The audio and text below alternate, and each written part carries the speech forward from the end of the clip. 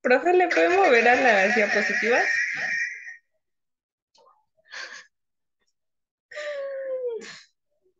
Ahí.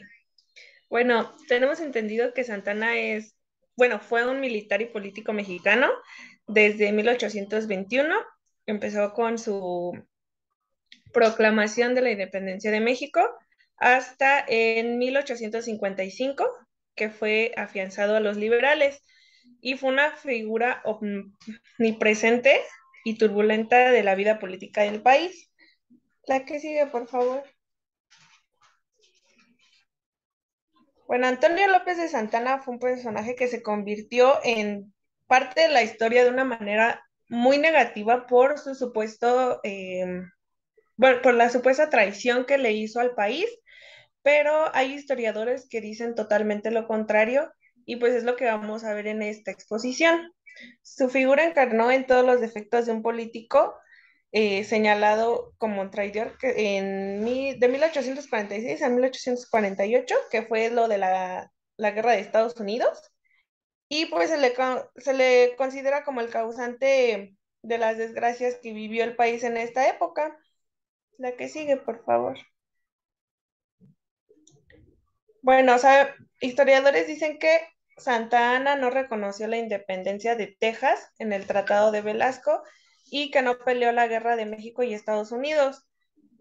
Em, Dicen que vendió parte del territorio de Texas em, con el Tratado de la Mesilla en 1853 y también se le recuerda por la dictadura que ejerció en 1853 al 55, en la que se convirtió como su Alteza Serenísima.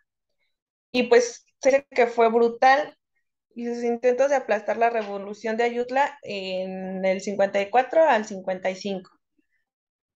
La que sigue, por favor. Bueno, en la imagen podemos ver cuáles son los territorios que perdió México en esta guerra, por eso lo consideran traidor, pero ahorita vamos a ver que no. ¿Le puede cambiar? Bueno, en el 41, tras el derrocamiento del gobierno de Anastasio, en el 37 al 41, se estipuló las bases de Tacubaya el 6 de octubre y se fungió como un dictador, el cual la aprobó y entró en vigor en la Constitución del 43 el 8 de junio.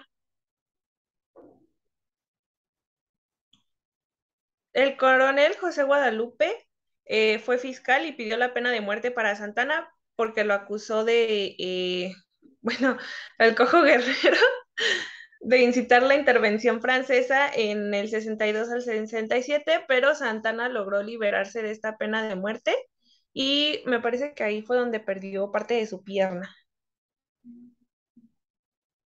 Bueno, también se destacó en la batalla de Medina el 18 de agosto de 1813 y bueno, lo reconocieron con un escudo concedido por el comandante general y pues es el que tenemos ahí, ese es el escudo que tenía Santana, con el que lo reconocieron. Y el 5 de diciembre del 1838, en esa ocasión contra tropas francesas que ocuparon el puerto de Veracruz, en la Guerra de los Pasteles del 38 al 39.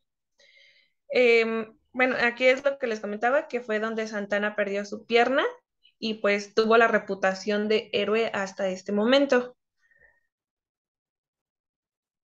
Y ahí ya no voy yo. Buenas tardes, ahí voy yo, soy Miguel Rebollo. Y bueno, yo aquí voy a agregar que Antonio López de Santa Anna, sin lugar a dudas, es uno de los personajes posindependentistas más importantes de la historia de nuestro país. Sin embargo, es uno de los personajes que más ha sido tachado de traidor y de los que se nos ha quedado esa mala imagen o esa mala reputación que nos han inculcado, ¿no? Desde primaria y secundaria, me parece, porque no nos enseñan, pues, toda la historia, ¿no? Todo la perspectiva desde este personaje, incluso. Bueno, este personaje, ¿le pueden adelantar a la siguiente, por favor?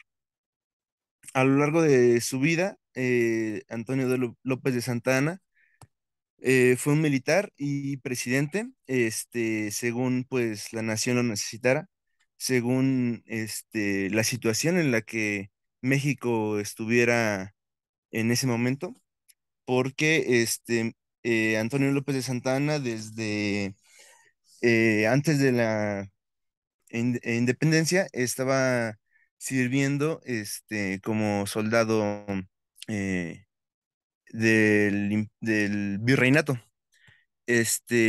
Cuando se suelta la guerra de independencia, pues está del lado del virrey, del virreinato, pero cuando el general Iturbide pues logra hacer el ejército trigarante, queda del lado correcto, ¿no? Entre comillas.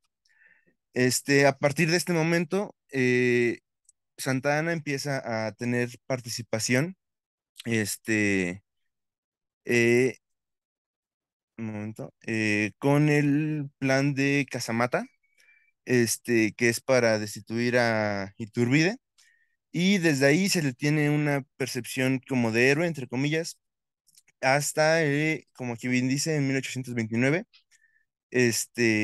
vuelve a aparecer este personaje porque viene la reconquista española y pues él es él quien los regresa a su casa, ¿no? Básicamente.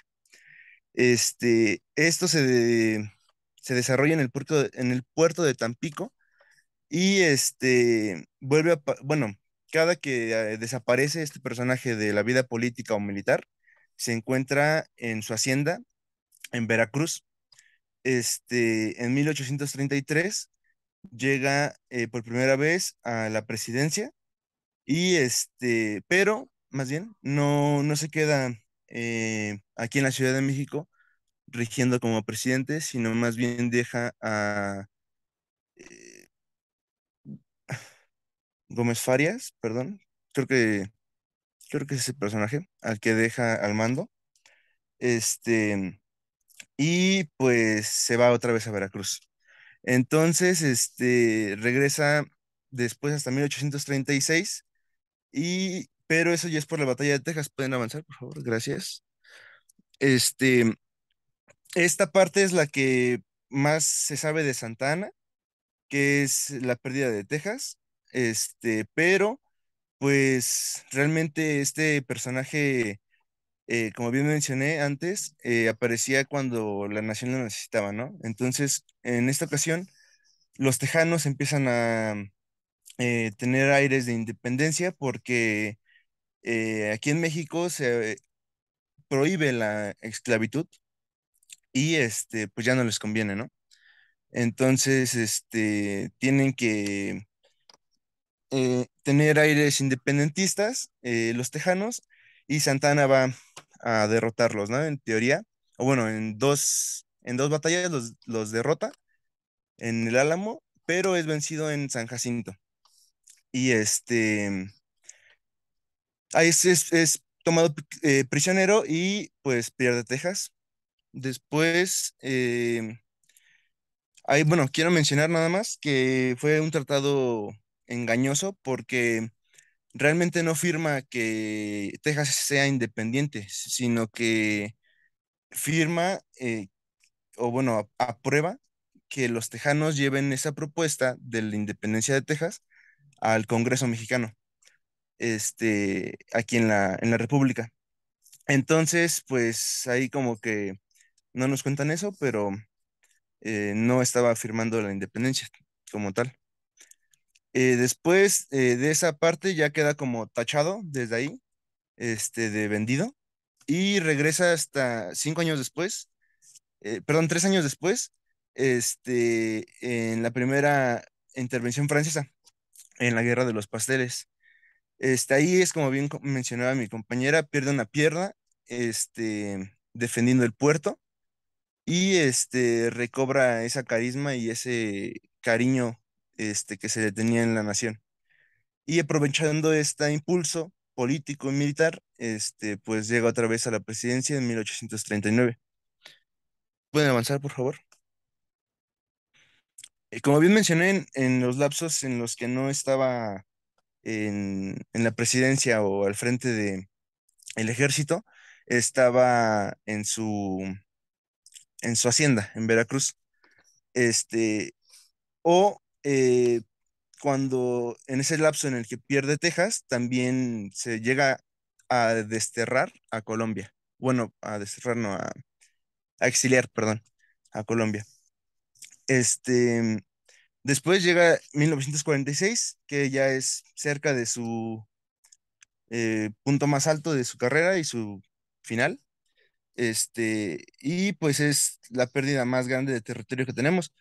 Este, de igual modo, pues Santana estaba al frente y este, solo quiero aclarar que ahí tampoco es él quien firma el tratado de Guadalupe Hidalgo, sino fue Manuel Peña y Peña, quien estaba en ese momento en la presidencia.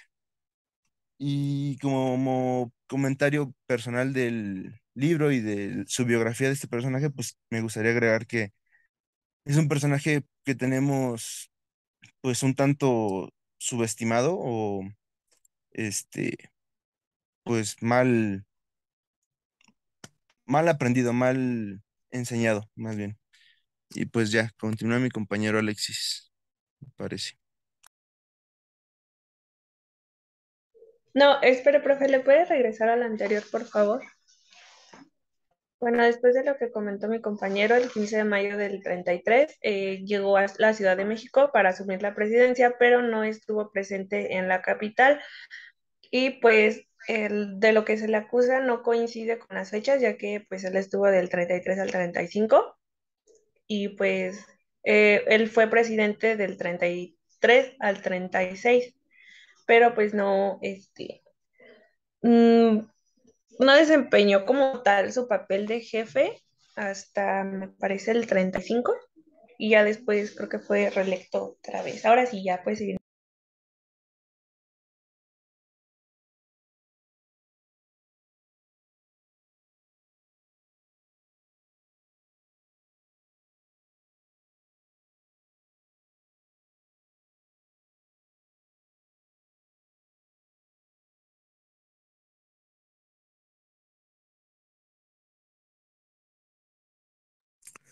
Creo que Alexis no está, pero pues si quieres,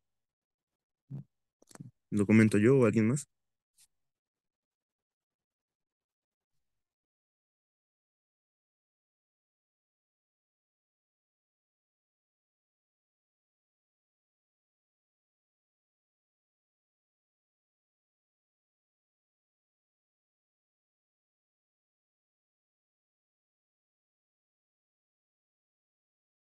Pacificación del país y de las promesas emitidas a su retorno, Santana construyó un régimen despótico y autoritario, cobijó de manera desmedida a sus favoritos, coartó las libertades ciudadanas, se rodeó de un boato propio de las monarquías europeas, resucitando de la de Guadalupe, creada durante el imperio de Iturbide.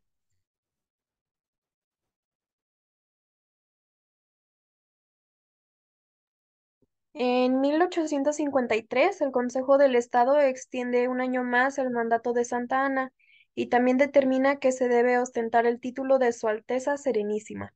Santa Ana firma el Tratado de la Mesilla y vende la Mesilla a los Estados Unidos por 10 millones de pesos. Y pues si se dan cuenta, ahí en el mapita, pues se veía todo el territorio que fuimos perdiendo a lo largo de 1853. Este, y pues, ajá. En el Ahí voy yo. 54 comienza la... Ah, bueno, perdón. Listo. Ya. Hay que bajarle. Ya. En el año 1854 es cuando comienza la revolución de Ayutla y Santa Anna lleva a las tropas gubernamentales a Acapulco a sofocar la rebelión. Al no poder penetrar en las fortificaciones de Ignacio Comonfort, se regresa a la capital con las manos vacías. En este mismo año, Santa Anna escribe una carta a las potencias europeas para ofrecer el trono mexicano a un príncipe europeo, por lo cual se manda a Gómez de Estrada para llevar a cabo este plan. En el año 1855, con 435.530 votos a favor, se le permite a Santa Anna extender un poco más su gobierno y de igual manera Santa Anna encabezó las tropas gubernamentales contra los rebeldes en Michoacán, pero no los derrota. Meses después, en agosto, Santa Anna decide partir de la capital y el 16 del mismo mes se exilia.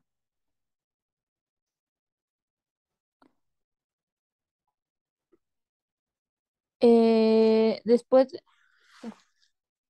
Después de esto, en 1864, el gobierno de Juárez huye al norte, por lo cual Santa Anna regresa a Veracruz después de años de ser exiliado, esperando tener participación en la regencia. Pero el gobierno imperial le ordena a Santa Anna que abandone México y se vaya a Saint Thomas. Un año después es arrestado y encarcelado en la isla de San Juan de Ulúa y tras tener su juicio en el Tribunal Militar en Veracruz, Santa Anna es castigado con 8 años de exilio. Y el 1 de noviembre de 1867, no, 1867 fue un error, Santa Anna se exilia una última vez y se va 6 años a La Habana. Después de años regresa en el año 1872 a México y año después fallece en el año 1876. Y eso se repitió, profesor. No lo quitamos. Siguen las conclusiones, Gis. Bueno, como conclusión personal, diría yo que Santa Anna fue un buen militar, mas no fue un buen presidente. Y siento que esta diferencia de que haya sido un mal presidente, pero en cambio haya sido un buen militar, también es culpa de la sociedad, porque la sociedad permitió el militarismo, porque en ese entonces, básicamente, los militares que habían alcanzado grandes hazañas siempre han querido cobrarle los favores que le hicieron a la patria con poder absoluto. Entonces, para que una persona llegara a un poder absoluto a niveles en los que llegó Santana, para haber pues sí, perdido territorios y haber sido reelegido durante mucho tiempo, también fue culpa de las personas que lo pusieron ahí. Y también otra cosa de Santana es que definitivamente no es como que lo podamos encasillar como alguien bueno o malo o como un héroe o villano, sino que simplemente fue alguien a quien la sociedad le dio el poder a una persona incorrecta y que pues obviamente pues ahí podemos ver los resultados y por ejemplo la pérdida del territorio no solamente fue culpa de él porque pues por ejemplo Texas ellos solitos se quisieron independizar de México, entonces eso no es como que tanto culpa de él en sí, y porque igual con Chiapas pasó lo mismo, o sea, bueno, con la región sur de México también se independizaron por cuenta propia, y estoy segura de que en este punto, si por ejemplo a Tijuana le dijeran, oye, ¿quieres ser parte de Estados Unidos? Lo más seguro es que dijeran que sí.